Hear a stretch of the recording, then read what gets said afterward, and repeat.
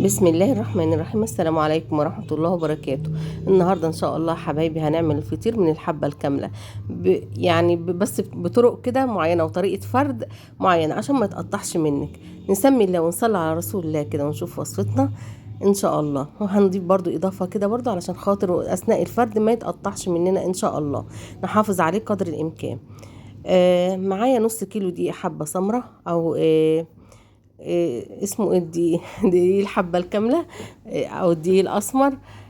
هحط له بقى من كوباية مية. ابدأ الاول بكوباية مية وربع معلقة ملح ومعلقة خل صغيرة كده. الخل ده بيعتبر كمحسن. آه، انا برتاحش العجين غير ما بحط له خل بصراحة يعني. بسم الله ما شاء الله. اللهم صل وسلم وبارك على سيدنا محمد. ومعلقة صغيرة من العسل الاسود او العسل الابيض او السكر. ده ليه؟ علشان يخليه طري معايا مدة طويلة برضو وياخد لون حلو ان شاء الله. اللهم صل وسلم وبارك على سيدنا محمد.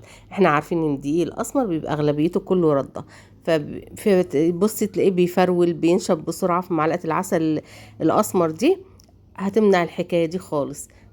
ان شاء الله هتاكليه من اول لقمة لاخر لقمة، هو طري وجميل جدا جدا ان شاء الله. اللهم صل وسلم وبارك على سيدنا محمد. وهيعجبهم جدا جدا برضه. يعني انا بعد ما عملت الفطيرة دي عملت واحدة تاني وكلناها لما طعمها عجبنا. بسم الله ما شاء الله كان جميل جدا. اللهم صل وسلم وبارك على سيدنا محمد. هو انا بعمله من زمان زي ما قلت لكم قبل كده. يعني انا مريض السكر. شفاني الله وشفى كل مريض يا رب ان شاء الله. اللهم صل وسلم وبارك على سيدنا محمد. لما كنت ببقى حامل عشان السكر يتظبط تاني مظبوط على طول كنت باكل بالدقيق الاسمر ده. كنت باكل كل المعجنات الكيكات، اي حاجه كل حاجه على فكره بتتعمل بالدقيق الاسمر. تنفع تتعمل بالدقيق الاسمر بس بحرص شويه. اللهم صل وسلم وبارك على سيدنا محمد. بعد اعجنها كويس كده وهركنها بس 10 دقايق كده علشان تبقى سهله الفرد. هو الدقيق الاسمر بيبقى سهل الفرد لان مبيبقاش فيه عرق اصلا. انا معايا دلوقتي نص كوبايه دقيق. هحط عليها حوالي 3 معالق نشا. النشا دوت علشان يساعدني في الفرد، ما يخليهاش تلزق معايا، ما يخليهاش اما اشدها تتقطع مني بسرعه او تتقطع مني جامد. ان شاء الله اكون قادره اوصل لكم المعلومه. اللهم صل وسلم وبارك على سيدنا محمد. مش عايزه تحطي نشا، ما تضيفيش نشا براحتك خالص. هنا برجع المها كده تاني علشان حبه الدقيق اللي بيبقوا ابيض فيها ده، لان الدقيق مش رده بس. الدقيق بيبقى ولعلمكم يعني الدقيق الغله لما عفوا، الغله لما بتطحن بتبقى لونها فاتح عن كده. يعني دي السن دوت ده اسمه سن، او دي اسمر، او دي حبة كاملة. بيبقى فاتح عن كده لانه بيعملوا الغلة كلها، بيطحنوا الغلة كلها على بعضها وبعد كده بقى ينخلوا بغربال. يعني الساعة اللي بيبقى واسع كل منخل بينخلوا فيه بيبقى ليه حجم معين او ضيق بنسبة معينة، عشان خاطر ينزل لي مثلا دقيق الابيض وينزل لي دقيق السن وينزل لي الردة وكده. بيبقى كذا منخل الغلة دي بعد ما بتتحم بتعدي عليه. انا هنا بعد ما عجنت العجينه وسبتها 5 دقايق كده 10 دقايق، الدقيق بقى اللي انا حطيت عليه نشا دوت بفرده عليها بالنشابه ديت، بالنشابه الطويله التانية براحتك خالص. انا هعمله هفرد العجينه بالطول بس مش هرقها قوي، ما ترقهاش قوي. هي كده كده هتترق لما نطبقها ونفردها ان شاء الله. لان الدقيق ده الاسمر زي ما بقول ما بيستحملش، ملهوش عرق.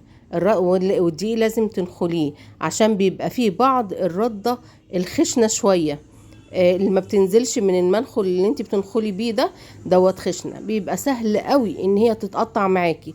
انا هنا بقول لكم هنخليها تخينة، هي لسه هنا تخينة قوي بس مش هنفردها قوي. ممكن تخليها اتخن ما انا هعملها كمان، هتبقى حلوة وهتتفرد معاكي برضو علشان اما تيجي تفرديها للتسوية ما تتقطعش معاكي. اللهم صل وسلم وبارك على سيدنا محمد. من وقت للتاني كده تتني العجينة وتشوفي تحتيها دقيق ولا لأ، علشان ما تلزقش منك. زي ما احنا شايفين كده بتنيها شوية من الحرف دوت واحط دقيق بس دقيق مش كتير. هو هنا الدقيق بتحسي ان انا حاطة دقيق كتير، انا مش حاطة دقيق كتير بس العجينة عشان هي غامقة فبيبان فيها. العجينة علشان هي غامقة فبيبان فيها حبايبي اللون الابيض جامد قوي، لكن زي ما انتم شايفين اهوت على الترابيزة او على المفرش لما برش عليه تحسي انه مش باين، لكن علشان العجينة غامقة فبيبان فيها الدقيق. بتني من هنا حبة ومن هنا حبة لحد ما اوصل.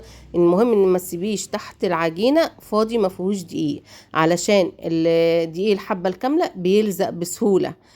فخدي بالك من وقت للتاني كده اتني العجين وفرشي تحته دقيق. هنا كانت اتنت ولزقت مني فسبتها بقى متنيه، هعمل فيها ايه؟ رشيت عليها حبه دقيق وفردتها تاني. ممكن تعمليه كور رقاق صغير، مثلا الفطيره دي تعمل لي 20 رقاقه صغيرين، ورقاقه كبيره كده قد اليوسفندية او اكبر شويه. اللهم يعني قطعي رقاقه قد السفندية كده او اكبر من السفندية، حاجه بسيطه، وقطعي بقيه العجينه رقاق صغير. ان شاء الله هنزل لكم فيديو الفطير بثلاث انواع للفرد، اسهل من بعض لاي حد يعملهم ان شاء الله. بعد الفيديو ده ممكن تعمليها بطريقه الرقاق اللي هوريها لكم فيها ان شاء الله. شايفين هنا مش بيستحمل الزن تشدي، مع انها هي لسه تخينه، مش بيستحمل تشدي خالص. اللهم صل وسلم وبارك على سيدنا محمد. فبالراحه كده وانتي بتعملي، اتقطعت عادي مش مشكله، كله هيتلم على بعضه تاني، بس ما تفردهاش زياده عن اللزوم، ما تفردهاش زياده عن اللزوم. ممكن تعمليها على فطيرتين صغيرين. دي مثلا انا عاملاها واحده كبيره، صينية قطرها حوالي 30 أو 35 سنتي. هنشوف الصينية دلوقتي. اللهم صل وسلم وبارك على سيدنا محمد. هنا بحاول أشد، بس بيبقى فيه حتت تخينة قوي لسه ما اتفردتش، فبحاول أشدها كده. وعلى فكرة ممكن أطبقها كده من غير ما هعمل الحركة اللي هعملها قريب دلوقتي دي. ممكن أطبقها على طول، أدهن سمنة وأطبق برضو، دي كويسة ان شاء الله. انا عملت واحدة بس اجرب معاكم، ويا ريتني كنت فردت التانية معاكم. التانية فردتها برضو كرقاق كده، عملتها رقاق. اللهم صل وسلم وبارك على سيدنا محمد. بس انا كنت نهاية الفيديو بقى وخلاص، فقالوا لي لا ده طعمها حلو قوي مفيش تاني. قلت والله لا، عامله واحده كمان بطريقه فرد تانية، بس مرضتش اصورها معاكم عشان لقيت الفيديو بقى طويل قوي. اللهم صل وسلم وبارك على سيدنا محمد. هنا بقى بعد ما فردتها بالطول كده، ما هيش تخينه، ما هي لا هي تخينه ولا رفيعه، يعني اتخن من يعني احنا اما بنعمل الفطير بنخليه المفرش باين. لا انا مش عايزه المفرش باين في نوع الدقيق دوت. انا مش عايزه المفرش باين في نوع الدقيق. هي كده كده هترق وهترفع مع كتر التنيات ان شاء الله. اللهم صل وسلم وبارك على سيدنا محمد. فبقطعها كده زي شرايط كده، ما بتوصلش للاخر، ولا بتوصل لنص العجينه. بخلي النص كده مش مقطوع، بخلي النص سليم. بقطع الحروف وبخلي الحرف من اليمين ومن الشمال، وبخلي النص سليم. لو عايزة تحشيها برضو حبيبتي ممكن تحشيها جبنة، تحشيها اي حاجة. بسم الله ما شاء الله. هنا بقى انا كان معايا سمنة سمنة على زبدة وسيحتها مع بعض، اديتها غلوة كده. ومعايا قشطة برضو اللي هي وش اللبن. اللهم صل وسلم وبارك على سيدنا محمد. وقلت لكم قبل كده تعملوها ازاي، ان احنا بنجيب اللبن نغليه ونسيبه يبرد ونحطه في التلاجة يبات، او من الصبح بالليل، او من بالليل للصبح. بنقوم من الصبح نلاقي عليه قشطة، بنشيلها وبناخدها نستعملها في استخداماتنا، في سواء فطير، في سواء كسكسي، سواء اي حاجة بقى انت عايزة تستخدميها فيها. انا بعد ما رشيت السمنة كده وخدت بقى معلقتين قشطه كده، فردتهم على الفطيره كلها، على كل القطع اللي انا عملتها في الفطيره، وبفردها بايدي كده مع السمنه علشان كل حته تكون متعصه سمنه، ما تلزقش. اللي مش متعصه سمنه هتبص تلاقيها لزقت ورجعت قطعه الفطيره تخينه، مش مورقه توريقه الخفيفه الرفيعه اللي زي ورقه الجلاش دي، لا. وكل لما هاتني بقى اجيب الحروف كده على النص، اجيب الحروف على النص، اجيب الحرف الاولاني على القطعة اللي في النص وادهنها سمنة، واجيب الحرف التاني على القطعة اللي انا تنتها على الحرف اللي في النص، كده اصبح عندي 3 طبقات. هاتني ال3 طبقات دولك على زي ما انتوا شايفين كده. اللهم صل وسلم وبارك على سيدنا محمد، وارجع اتني تاني، اجيب الحروف برضو كده تاني، اللهم صل وسلم وبارك على سيدنا محمد، وكل حرف اتنيه ادهنه سمنه. انتوا الابيض اللي انتوا شايفينه ده زي ما احنا عارفين دي قشطه، القشطه اللي انا موزعاها، والابيض اللي هنشوفه ايوه دوت، حاولي تمسحيه بايدك كده بالراحه. هو مش كتير، هو مش كتير خالص، هي بس علشان خاطر العجينه غامقه فبيبان فيها زي ما الواحده كده بتكون لابسه كحلي او اسود ولا حاجه، ويجي عليها رشه دقيق كده اكنها غرقانه دقيق. فهي دي العجينه كده، هو مش دقيق كتير عشان ما تبقيش تحطي دقيق كتير تقولي ان انا حاطه دقيق كتير، هو مش دقيق كتير ولا حاجه. وبرضه عوزت هنا برضه حته قشطه، بسم الله ما شاء الله. انوي كده انت تحبي تعملي الحاجه، كلنا بنجيب لبن، شيلي يا ستي نص اللبن، معلقتين منه او 3 كده على قد فطيره واحده مثلا هتعمليها. اللهم صل وسلم وبارك على سيدنا محمد. كل ما اتني تانية ادهن. هنا دلوقتي ديت الطبقة كبرت معايا مع كتر الشد وانا بتنيها، فكبرت معايا فجت على سيرين او جت على قطعتين، فعادي خالص ما تقلقيش، هنتنيها برضه، هي في النهاية كلها هتتني على بعضها عشان تعمل طبقات او تورق معانا ان شاء الله. اهي شايفة انا جبت شريطين من دولك اهم، اتحطيتهم على التنايات اللي انا تنتها، فعادي خالص مش هيحصل اي مشاكل. هنا برضه اهوت جبت اختها بقى ما كانتش قصادها، فروحت تانياها كده، فكله في الاخر هيتجمع كله يبقى في حتة واحدة. هنا بقول لكم حاولوا تمسحوا، هو مهما تمسحي مش هيطلع لان هو لازق اصلا، وكمان العجينة زي ما بنقول غامقة. ممكن تعملي نص دقيقة تضيفي لهم مثلا، تجيبي ربع دقيق ابيض على ربع كيلو دقيق اسمر وتعمليه، هيبقى لونها افتح من كده وهيبقى عرقها قوي شوية، مش هيتقطع على طول.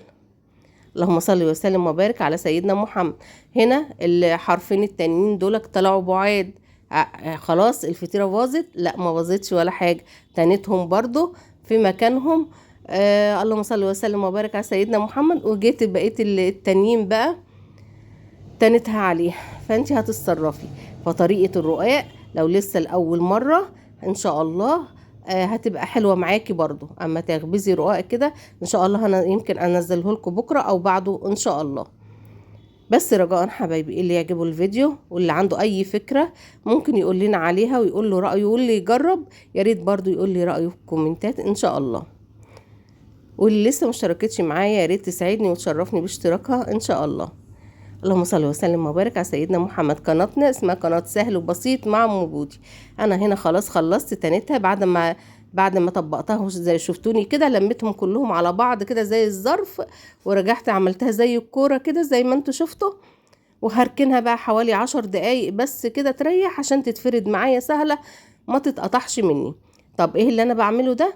عندك علبة زبادي، عندك لبن رايب، عندك قشطة، لا قدر الله ما فيش، يكون عندكم الخير كله يا رب ان شاء الله.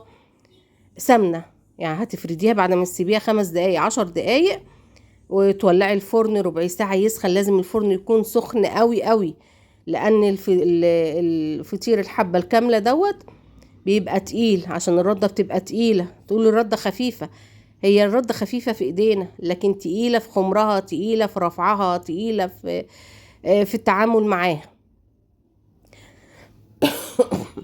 عفوا. فبعد ما ممكن تدهنيها سمنة وتدخليها الفرن كده على طول. طب هو انا ممكن اعمله بزيت؟ ممكن تعمليه بزيت، احنا قبل كده عملناه بزيت، كان الدقيق الابيض قبل كده عملناه بزيت وكان جميل جدا جدا جدا. طيب طب انا ما عنديش لبن رايب، ما عنديش زبادي، يكون عندكم الخير كله يا رب ان شاء الله. مش مشكلة، ادهني سمنة، ادهني زيت فوق الوش، عندك حتة قشطة من وش اللبن ادهنيها فوق الوش براحتك خالص، مش هيقول لا. طب انا بدهن لبن رايب ليه؟ انا بعمل زي ما طلعت كده مع والدتي الله يرحمها ويسامحها ويجعله في ميزان حسناتها يا رب. وجدتي برضو كانت على طول بتحط لبن رايب وقشطة كده تدهن به الوش مع حبة سمنة اللي كانت بتورق بيهم الفطير، تبقى الفطيرة معاكي طرية، بتقعد معاكي يوم واتنين اكنك لسه عاملاها.